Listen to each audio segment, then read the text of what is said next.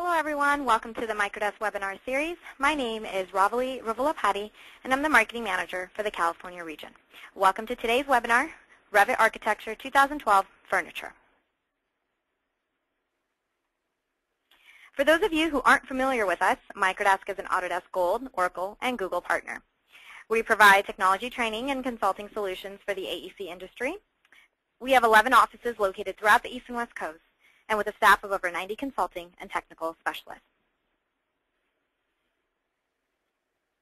Over the next hour, we'll take a closer look at some of the new tools in the latest suite of BIM software from Autodesk. We'll explore Revit architecture included in the Building Design Suite 2012 Premium and Ultimate. We'll also create complex furniture by sketching out an idea, model elements, add parameters, and assign finishes. Presenting today's session is Microdesk Solution Specialist, Micah Peterson. Micah provides training, consulting, and technical support for Microdesk clients nationwide. He has in-depth knowledge on the wide range of Autodesk applications and is adept at communicating technical information to Microdesk clients. He uses both his technical and sales skills to ensure customers fully appreciate the advantages that come with a Microdesk partnership. Just a few logistics before we begin. In order to minimize any background distractions, you're all on mute for the duration of the session. If you have any questions during the presentation, please type them in the question area of the webinar toolbar to the right of your screen. Michael will address as many questions as he can at the end of the presentation.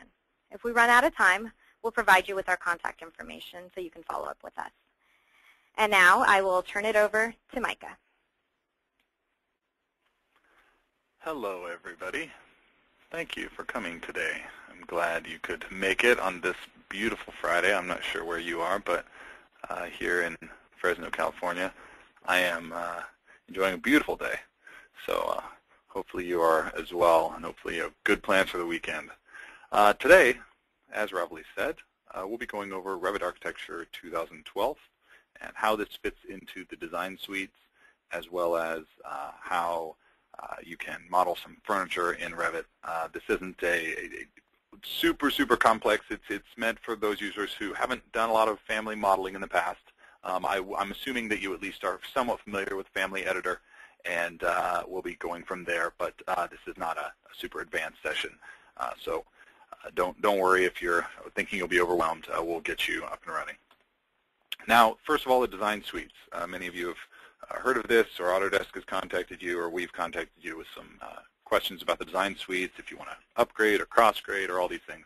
Now, first of all, the suites is just a bundling of software, and the intention is to provide you with a tool set that can produce the most efficient design using all the tools available. You can use it to design, analyze, visualize, document, and deliver all with one package, without having to pick and choose a specific design platform. You rather have access to a variety of platforms for different situations. Now, the three different kinds of suites. We have the standard suite, which is kind of the introductory level AutoCAD-based, which also does include AutoCAD architecture, AutoCAD structural detailing, AutoCAD MEP, AutoCAD, all these different AutoCAD versions, as well as Showcase and Sketchbook. And if you don't know what Sketchbook is, I did a webinar about a month ago or so. You can check on our website under our webinar section to see the recording of that. There's also a lot of videos available on YouTube, shorter videos as well. So it's a nice kind of sketching tool set. So that's the standard. The premium takes the standard and adds on the Revit family of products, so Revit MEP, Structure, and Architecture, as well as 3D Studio Max Design.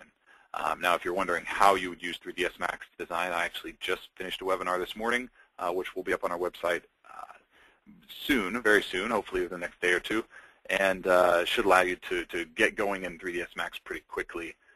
So that's the premium. And then the ultimate is not as prevalent because it really focuses on Navisworks, QTO.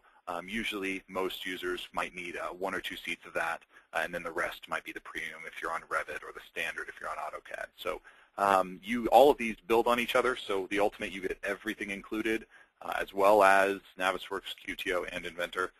It's up to you to decide kind of how you want to mix and match that. And it really is the bundle of software you get is exceptionally affordable based on what you get. It's kind of incredible. So let your account manager know, or let us know if you have any questions on how this works, how the licensing works, or any of that. Feel free to let us know. Now, Revit Architecture comes with the Premium and Ultimate suites. So if you're converting over to a suite, you have to convert to actual Premium suite or the Ultimate suite to get access to Revit Architecture, which is what we'll be focusing on today. Now, today is specifically on Revit Architecture family creation and component family creation, actual 3D models. We'll be going over template use, how to best pick the right template, how to build the overall structure with reference planes, how to flex your model, we're all working out today, test with a simple model, how to start simple, how to get more complex, how to add in layers, how to define parameters and types, adding formulas, dealing with line-based families, and then finally nesting families as well and linking parameters within that. Okay, we'll just jump right into it and get going. Now, when you first start up Revit, you do have access to your families, your recent families here, but you can click New there. You can also go up to the Application menu and go to New here and choose Family. I'll do that, and you'll get access to the New Family Select a Template dialog box. Now, this has a lot of options, and it just shows the wide variety of different families and applications for a specific type of family that are possible.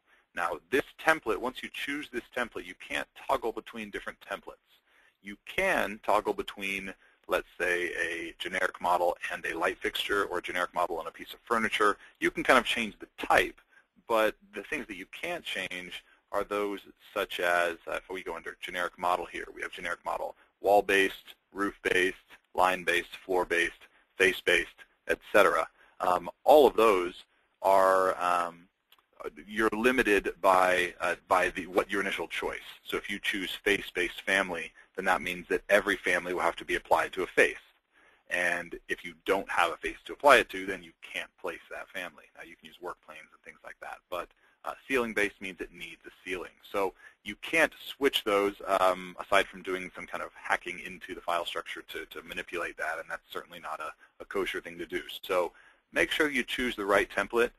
If you aren't sure what type of object it will be, like a piece of furniture or a door potentially or a window or any of these, you certainly can just choose generic model and then switch the category after the fact, but the actual hosting portion is set. In our case, we don't need any kind of hosting. And one other example here, we have such as a lighting fixture. You have lighting fixtures ceiling-based, lighting fixture wall-based, lighting fixture here. Then we have linear lighting fixture, ceiling, wall, and just a basic free non-hosted lighting fixture. So make sure you thoroughly understand your options before you go about creating a family and investing a lot of time and then realizing that, oh, this doesn't work. This is also a case for testing early on. Don't get so complex into your family and spend so much time before you actually create it, insert it into your model, and test out its application and its insertion. So get some geometry down, insert it into a project, and test how you're going to use it before you get super complex. Then you'll know if you've chosen the right template or not. So in our case, we'll just choose a generic model, and I'm not going to have any kind of hosting here. So we'll choose just generic model there and click Open. If you chose a different template, some of them do have different notes or arrows or things that point to different places to model and where you might want to model, where the face would be, where the edge would be, and those are kind of helpful as well, especially on the 2D family creation. Now, if you've never been in the family editor, you should pause this webinar, and if you're watching it recorded, and get into the family editor first, get more familiar, and then come back. For now, we'll assume you all are somewhat familiar that this is different. You have different tabs, different menus. It's a little bit different environment. So we have our two reference planes, our center left right and our center front back reference plane here. And we'll start out creating a basic table here as our first try. So the biggest thing here and the biggest mistake a lot of people make is they start adding geometry too early. You don't want to do that. You want to create reference planes. You want to create a structure so that you can test out this structure to see if it works, to see if it flexes is the term that we use, to see if the adjustments that you make to the parameters apply correctly. then you can kind of drape geometry on top of this structure, this underlying rig. And you don't want to go about adding a bunch of geometry first and then trying to add this structure to it. It gets very convoluted with the sketch mode and the faces of geometry and the reference planes. There's just a lot going on, and you're never quite sure what the issue is if you have an issue. So in our case, we'll want to make sure we add reference planes first. I'll go to the Home tab and go over here to Reference Plane. And these are infinite planes in all directions, so I'll just draw a reference plane like that. Now this is going to be the side of my table. We're looking on a top view here in our browser. So I have that, and I'll type in maybe 1 foot. And we have a foot on one side. So I'll select this and maybe drag it down a little bit more so it's a little bit wider, a little bit longer, just visibly. Again, the reference plane goes infinitely in both directions, but I just want to be able to see it graphically here in extending out to the sides. I'll select that and choose Mirror and mirror it to the other side. Now I have 2 that are symmetrical. And I want to make sure they stay symmetrical so that if one moves, the other one moves with it. So I'll add a dimension up top here, align dimension, and I'll add it between the outside planes and that center plane, and then toggle on the equality button. Now we have an EQ, and I can click on this and drag it in and out, and it toggles like that. Now I'm going to add one more dimension because I want to actually show what the overall width of these 2 lines is. So I'll add a dimension up top, click, click, and place. Now I can see it's 2 feet, which is what I expected. Good. If it wasn't, you could certainly select one of these and move them in and out and make adjustments and do that as you like.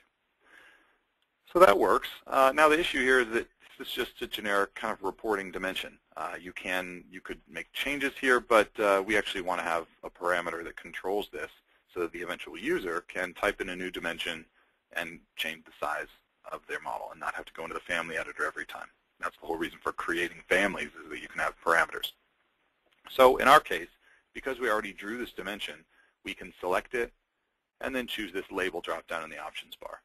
That allows us to choose from all of the different possible parameters that could be applied here.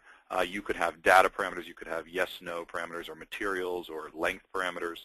Only the appropriate types would be listed on this list. So we'll choose Add Parameter because I haven't created any yet.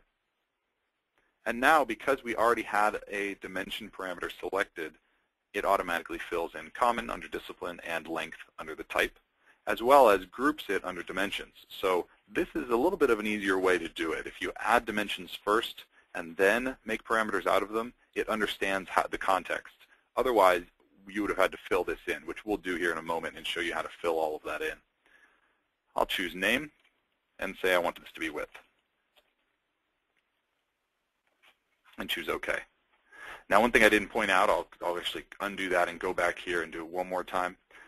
This type versus instance, in my case, I decide that I want to have different types, the types be defined by the size. So the actual type name for each type will be the size of the width of this table. So in that case, I'll have this be a type. You could certainly have it be an instance depending on its application. So we now have width. Looks good. Now we want to create a width on the other side as well, or the vertically here as well.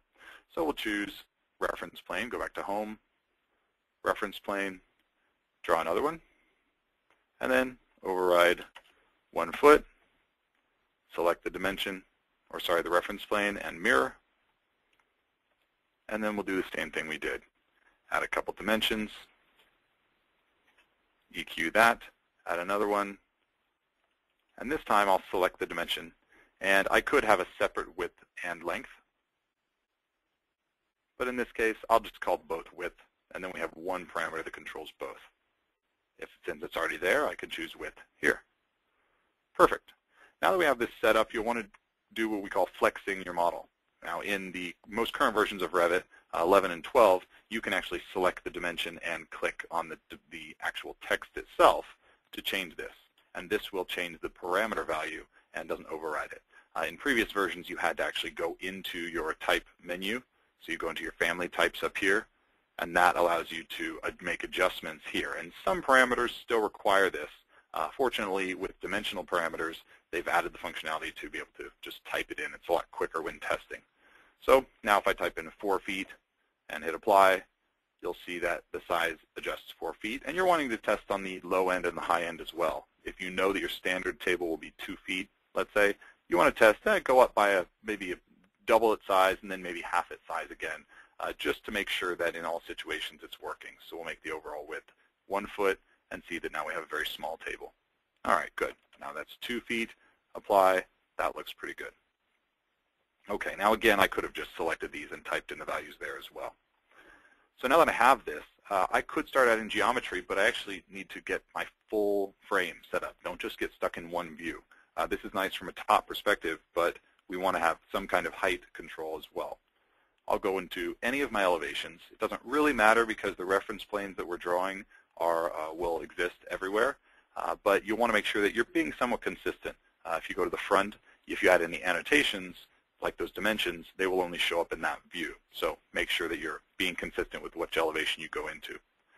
I'll go to my Home tab, add a reference plane again, and add one up top. It doesn't really matter where because, again, we'll type in a value here to override. I want to have a 3-foot table, and now it's at 3 feet. And again, I'll drag this out to the side a little bit so that as this width adjusts, maybe I get a very long table, it won't go outside the boundaries of here, just for graphical purposes, for aesthetic purposes, so I can understand what's going on. You'll want to pay attention to this as well, because I would assume that, and you should assume that most families you create, you'll be sharing with somebody else, and whether it be in your firm or sharing with somebody else across a project. And you'll want to make sure that if they need to go in and edit this family, they'll be able to understand what's going on, and you'll want to name your work planes, which I'll show you here in a moment. So at this point, we have that. Let's add a dimension, and I'll select this. Since I already have the dimension here, I'll use the toggle to add the dimension there.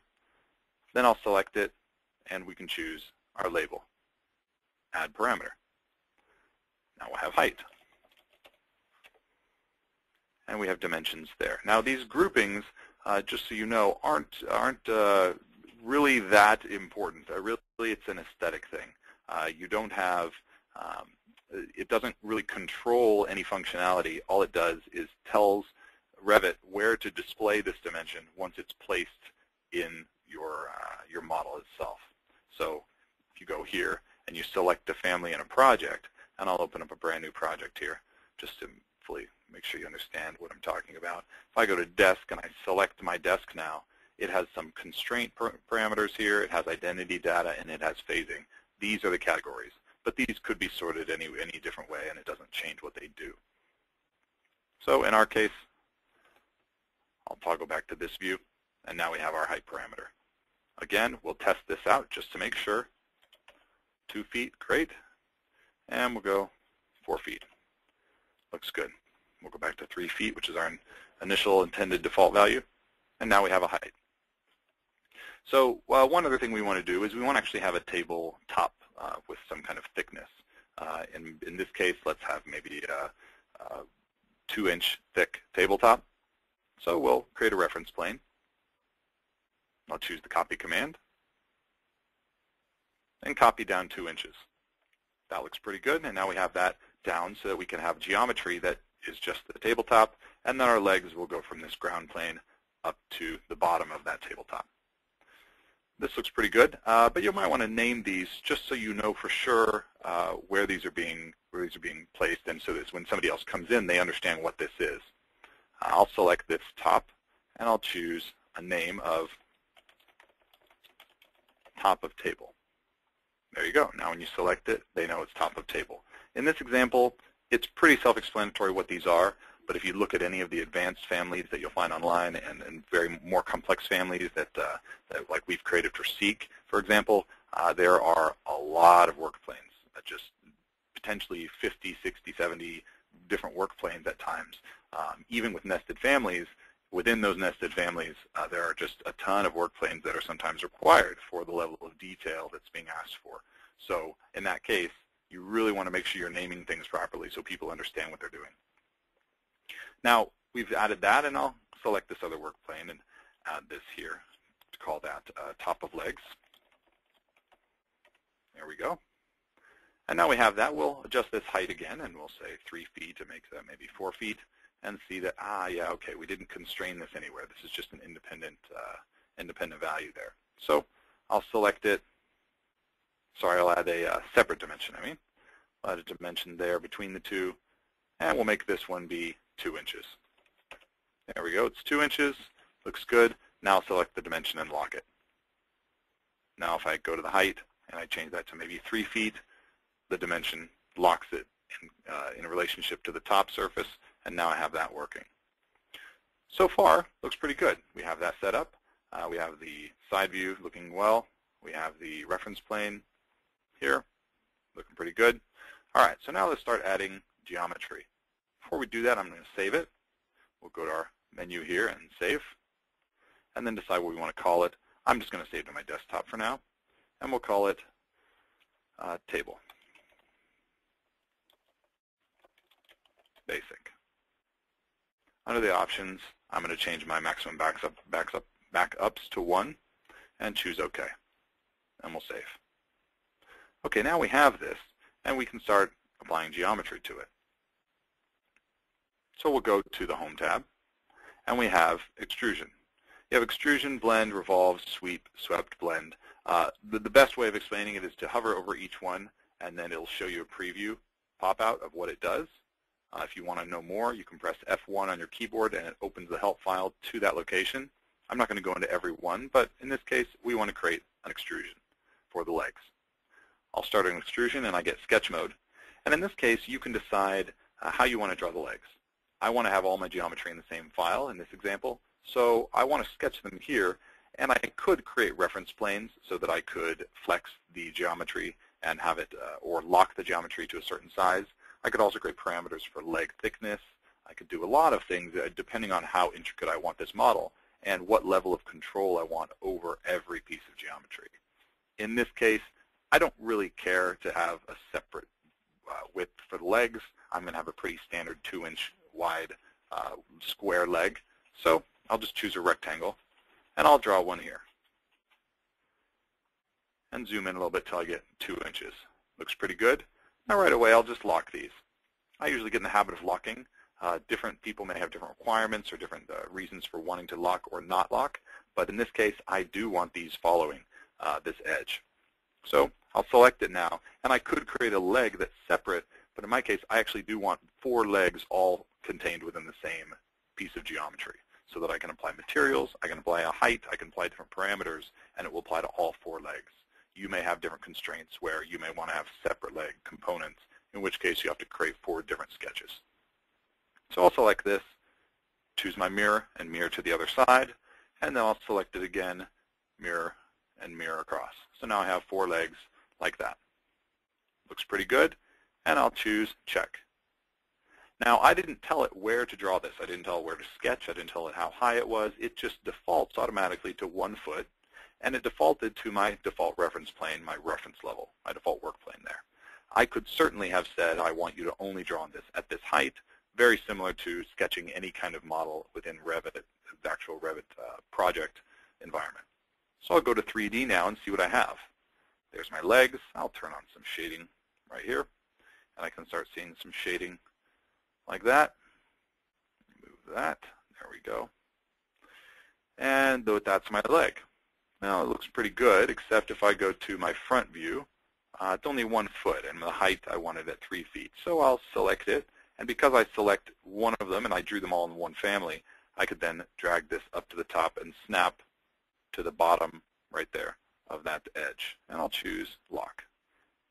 I'll do the same at the bottom here, and I'll drag this up and then drag it back down. I could have used a line as well. It would have had the same effect, and then locked. A lot of times, though, you can drag it to snap in place, and it'll give you that lock as well. Great. Now we'll try testing out our height, see if that works.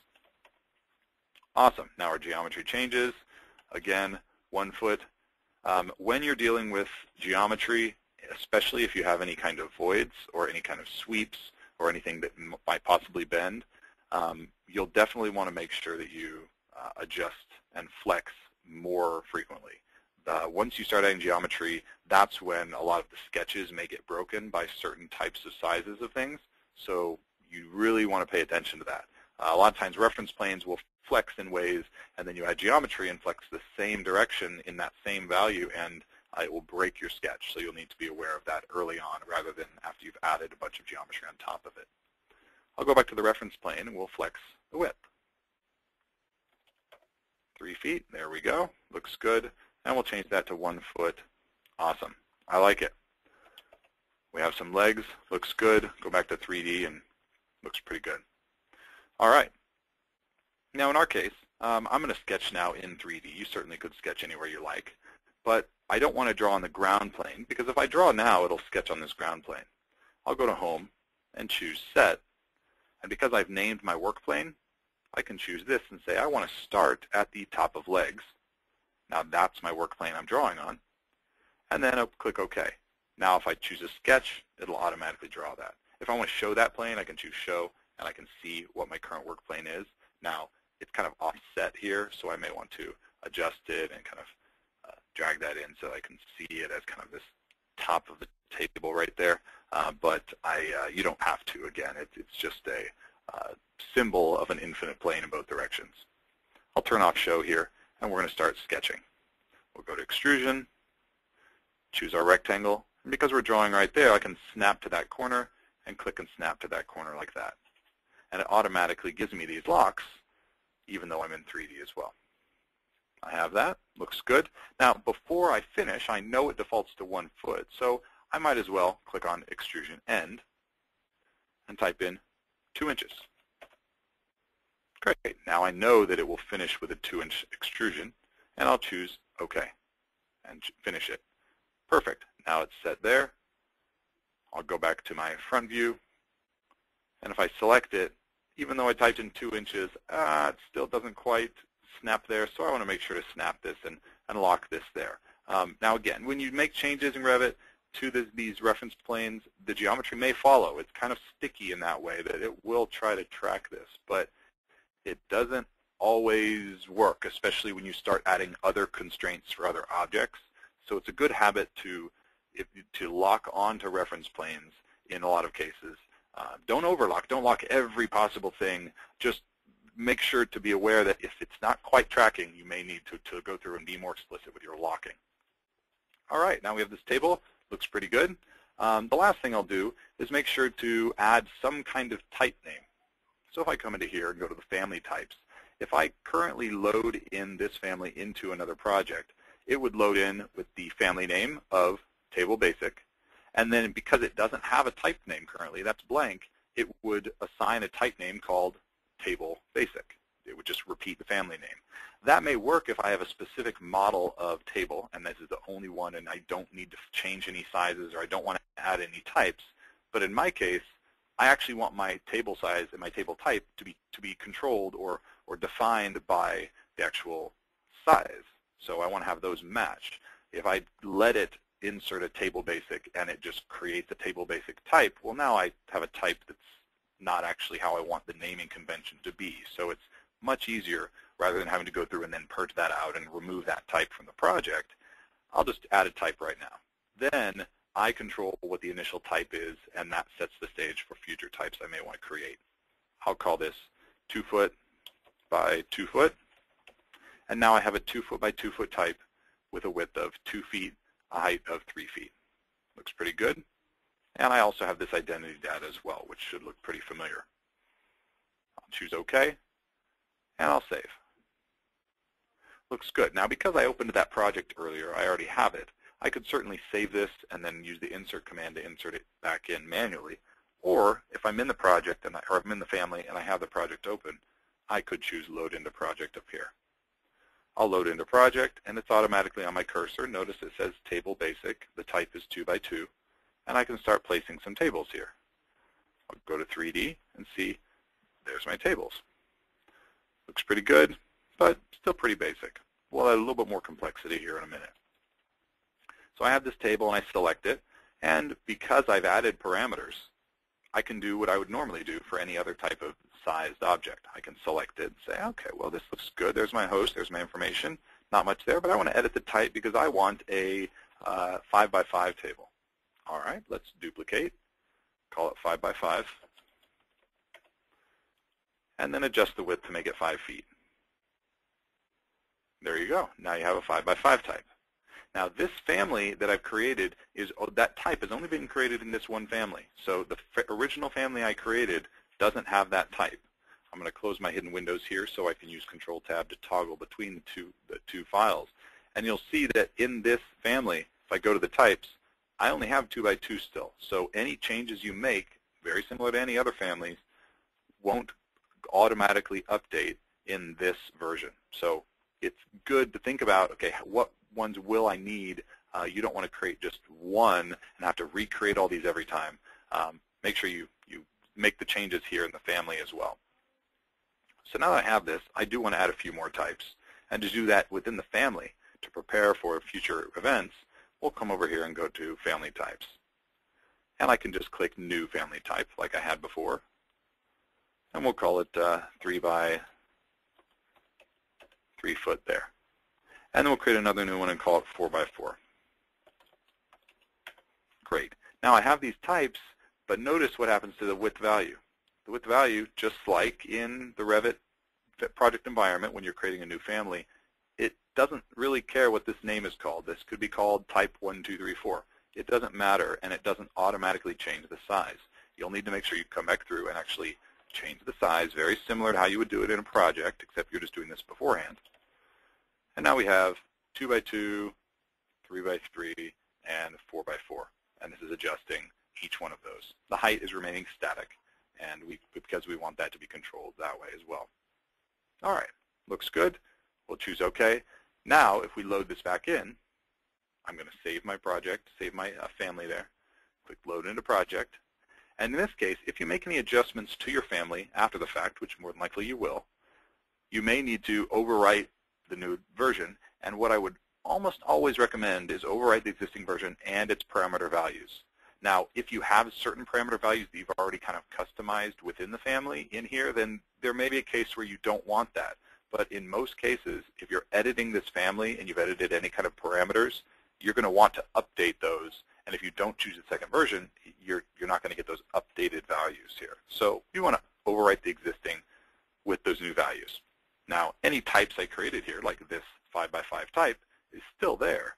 But if I go here, now I have a 2, 3, and 4 type. And I can make those adjustments. All right, so that's kind of our basic table. So let's add a little bit more complexity here with some materials. Go back over here. Now, how materials are defined, we certainly could apply a material with the paint command in Revit in the project itself if we wanted each to be unique, but we probably want some pre-configured materials set up. So I'll select my legs, and each piece of geometry has a material parameter. So had I created all 4 legs separate, I would have needed to select all 4 individually or as a group and then change them all at once. In this case, I just click on one of the legs and I choose the material.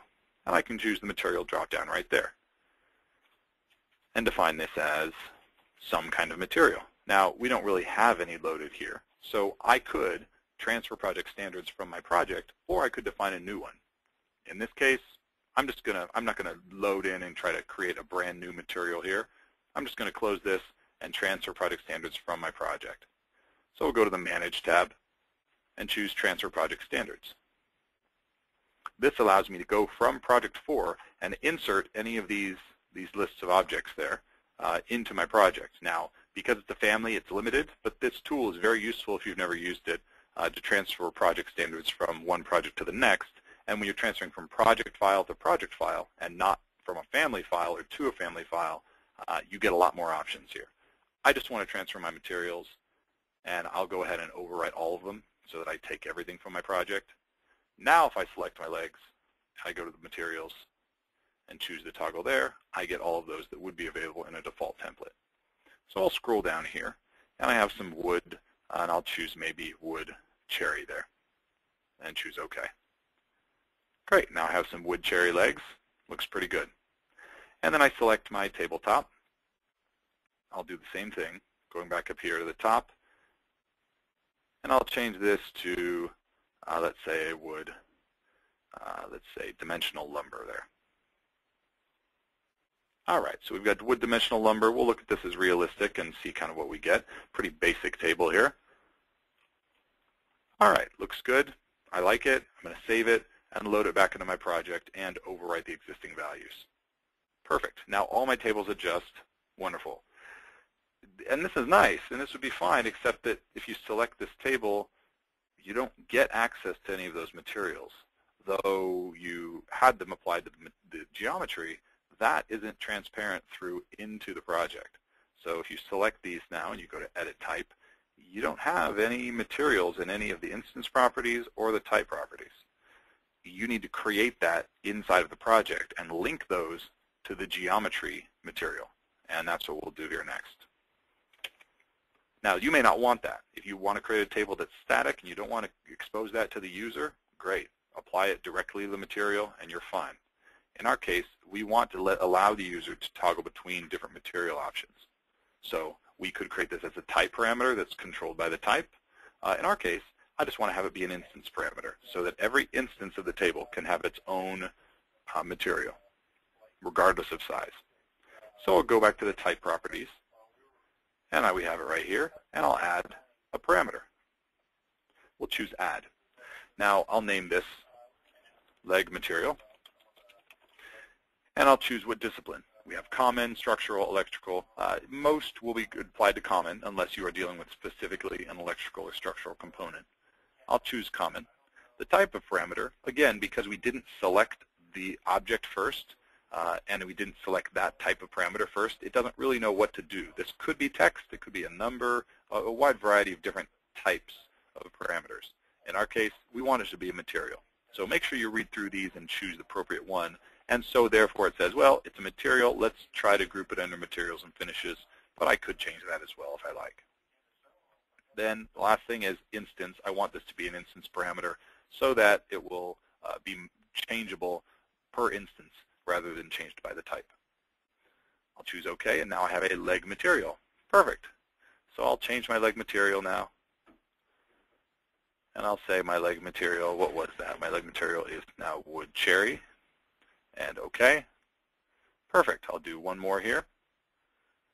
And we'll go to add parameters there. Actually, I'll do this one different way. So we have our leg material. That looks good. But now if we maybe, excuse me. Sorry, I got some caught in my throat there. So if I go here and I go to my type parameters and I wanted to kind of test this out because it's important to flex your material parameters as well, I'll come into here and say, well, leg material, let's try changing that maybe to siding clapboard, and then OK. And then OK, and nothing changes. Well, that's because we created a parameter, but we never linked it to the geometry. In this case, to do that, I have to select my geometry, go to the material parameter, and to the right of it, I have this little link button. I click on that button, and it says, what family parameter do you want to associate with this? So it says, oh, it found a material one. We'll click leg. Yep, that's the parameter in our family that we want to control this geometry's material. So we'll choose OK. Now if I select this, we have clapboard on the side there, so it's automatically updated. Great. Well, I'll go back into my type parameters, change this back from clapboard. I don't really want that. And we'll change that to wood cherry here. Looks good. OK, but now we know that's being controlled by our family parameter. This top one, we didn't create a parameter here, so we'll select it, go to our material, and automatically go to the link. And in this case, there isn't one there, but we'll choose Add Parameter so we can create one. And this gives us the benefit, again, of these automatically filled spaces here. So we'll choose Top Material. And in this case, we also want an instance parameter. And we'll choose OK. Now we have a top material that's being controlled by the family parameter. And if we select this, you'll see this is kind of grayed out as well. So we can't actually go in here and select this unless we unlink it. That looks great. We'll save it, and we'll load into project and overwrite. Now we have the same types of materials here, but you'll notice that, okay, this is interesting. Why is this coming in this way? These smaller tables aren't getting the appropriate materials. Well, the difference here is that the instance-based parameter that we added is only applying to that one type. What I mean is, if I go back into my family, and I select the family types here, I look and say, okay, 4x4 looks good. Wood, dimensional lumber, wood cherry. Awesome. Well, let's go to 2x2. It shows wood dimensional lumber here, but okay, our leg material isn't right. And if we go here to 3x3, again, the leg material isn't right. So this is why oftentimes it's a lot easier if you come in and you create the parameters that you need first before you create a type, because if you don't, once you create a parameter, it will only apply to that one type that you're in. And if you add it, then it will inherit its value from that type. So if you've already added 5 or 6 different types and then you go back through and add another parameter, that parameter is only going to change once, and you'll have to go back through and update every single type to whatever value it should be. In our case, I just did with the cherry, and that should update our families. If I go back through and load into project and overwrite, now we should get legs that are brown, which we do. So now if we select this, we always can come back through and adjust the top material to a different material here, and it would then adjust that one family's top material because it's an instance parameter. Okay, so we have that size. One other little complex thing we can do, a little more complex, is to add kind of a rounded edge here. So that works pretty well, but extrusions are pretty blocky generally. In our case, I'm going to go to Home and add a sweep. Now once I add a sweep, like most 3D model tools, we have to go into sketch mode. So we'll choose sketch path, and then we have a profile that we have to choose. In my case, I'll sketch path. And I'll sketch the path right here. Now because I already set my work plane there, it automatically sketches from there to there. And I can click. Now I don't have to draw in 3D, but I just am. So it's possible. Notice how my sketch is right there on top, and I get this kind of plane here, whatever this target is. That's where I need to draw my profile, because it needs to understand what shape to sweep around this path. I could load one in manually. In this case, I'll choose Finish Edit Mode for my path, and I have now a path drawn. But I'm still in sketch mode for the sweep because there's 2 pieces. There's the path and the profile. Now I could choose a profile if there was one loaded, or I could create a profile family and load that into here, which would be better for reusability. In our case, I'm just going to choose a profile here and select my profile and then choose by sketch rather than having to edit one and redraw one and load it in. So I'll choose Edit Profile, and that allows me to come back in and just sketch a profile here. So I'll go to a right view so that I can look at the crosshairs and get a good eyeball for it. So I'll come here, and all I really want to do is just draw it always has to be a closed loop, like that. And I'm going to turn on my thin line toggle there. I drew my line right there, and I'll draw an arc. I'm just going to have a pretty basic edge there. You certainly could create a more complex bevel there, but that looks pretty good. I like it. Nice. So we'll come back in there and actually adjust that down a little bit. And that works. All right, so we'll finish this. Finish Edit Mode, and we'll go into 3D.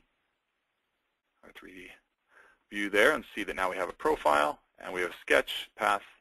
Let's try to do it. We'll click on Finish, and you'll see now we have this bevel that looks pretty good. Nice. Now it does join up here on the edges, and the more complex your profile is, the more interesting this edge would be. You might have to kind of go through and create kind of a curved path so that this would curve around that edge if you wanted it to. But you'll notice there's no material attached. In my case, I'll select it, link in the top material. I could have a separate material for the bevel there, but I don't really need to.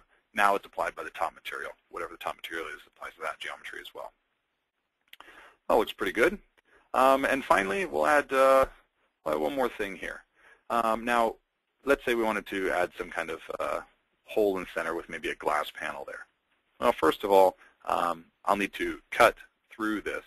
So I'll go to maybe a reference level, and I'll come in here, and I'll add a void. So we'll go to Home, and you have an extrusion, and then you also have these void forms extrusion as well. So I'll choose Void Extrusion, and I'll draw a rectangle about like that. Looks pretty good.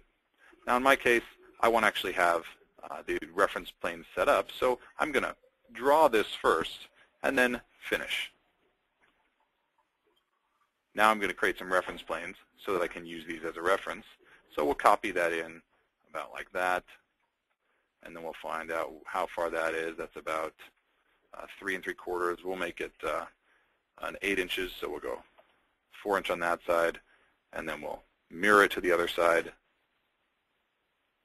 and go 4 inches there. Looks good. We'll do the same thing. Now I'm going to grab both and just choose rotate with a copy on, and I'm going to move my center point to the center there, and now type in 90. Now it rotated and added them right there symmetrically. Looks good. I'm going to do one more dimension here so that they're equal, just like I did before, equality, and choose an overall width and lock. In this case, I don't want anybody changing the size, and I'm not going to have it adjusting depending on the table size. 8 inches is all it's going to get.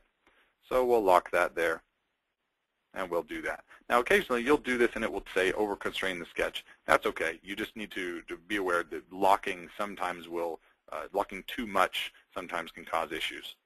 In our case, because we've already drawn the sketches, drawn the sketch, I can just snap this in and lock it there. There we go, and we'll lock that one, and one more, lock that one. Perfect. Now what did this do? If we go to 3D, it created this void piece, but it's not actually cutting through this yet. So just like we drew our tabletop, our legs initially, and they drew on the ground plane, here we'll need to drag this and draw it and actually have it cut through our geometry. And you'll see that even when it does cut, it's not actually doing anything. And that's because if you don't draw it right next to the geometry in the first place, it's not quite sure what to cut, and you can have it cut certain pieces and not cut other pieces. So I'll select this and choose cut, and then select this top edge right there. There we go. And now we have this cutting through like that. So we could certainly have this as be an overall object there. I could adjust the size of this so that the cut would actually only be the size of the table. In this case, this works for me. So now I have that table opening. The last thing I need to do is just draw a piece of geometry that represents the glass plate. So I'll go back here, make sure to go to home, and I'm going to set my reference plane to the top of legs, and actually set it to the top of legs will work. That'll work just fine. But we'll want to go to the front and actually draw another reference plane because I don't want a 2-inch thick piece of glass. So I'll copy this up a little bit, maybe 1.5, so we have a 1/2-inch thick plate. And then we'll select this dimension, edit a witness line, and attach it there as well.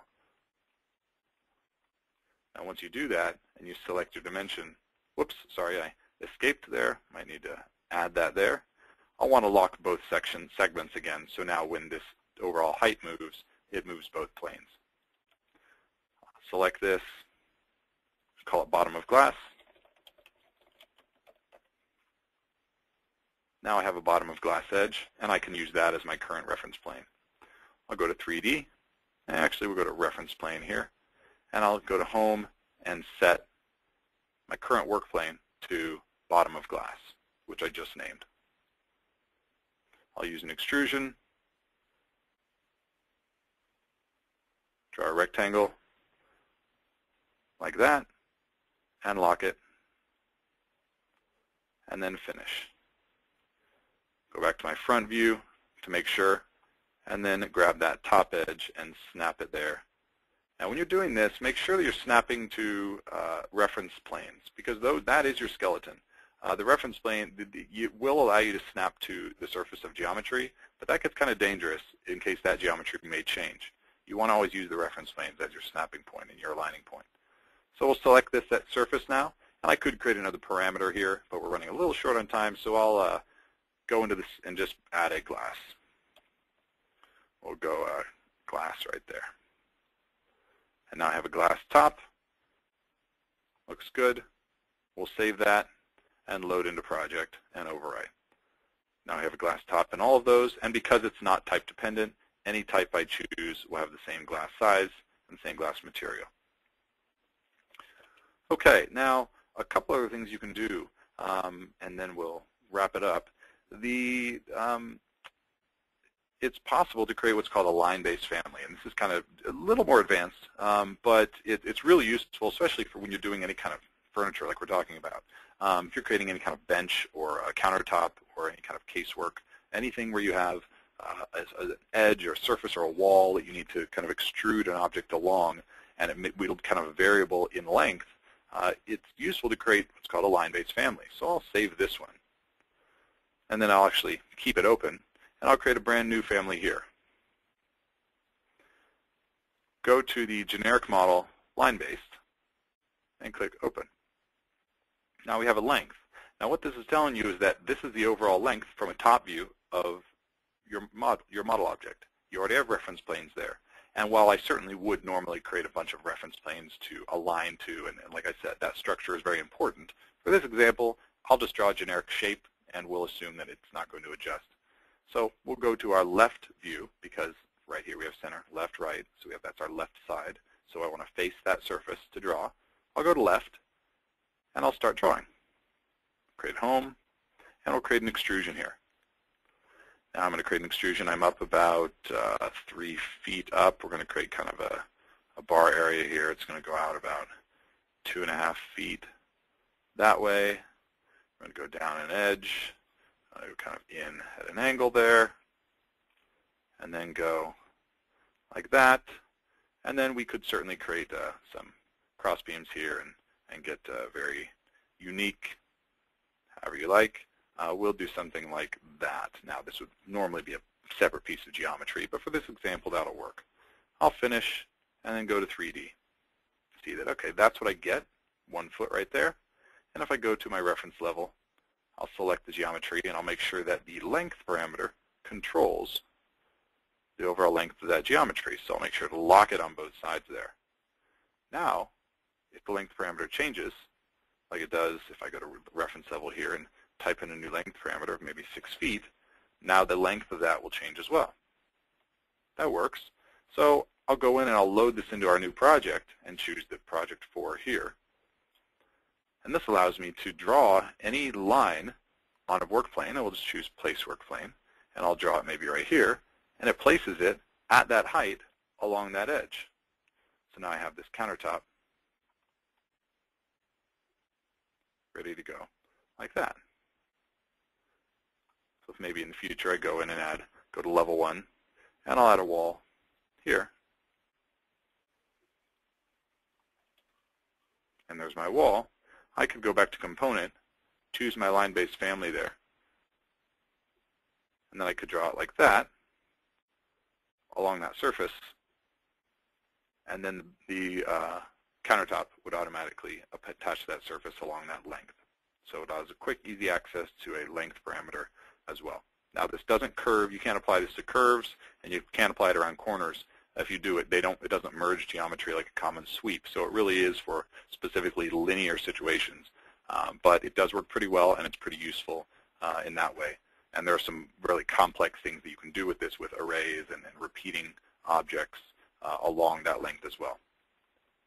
Okay, now I think we've just about covered everything. I'll switch back here to our slideshow there. Now, a few things to consider before leaving me today.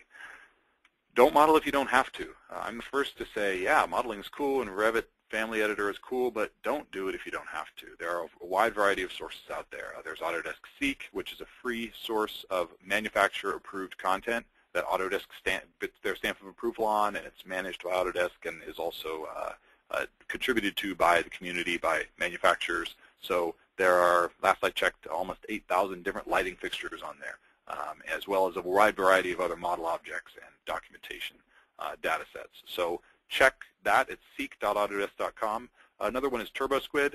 This is one that is a paid site. It has geometry that you pay for of all different kinds, 3D CAD, 3D Studio Max, Maya, as well as Revit models. So if you're looking for a very specific model and you just want to pay $10 for it, you can go online and just pay $10 and download the model.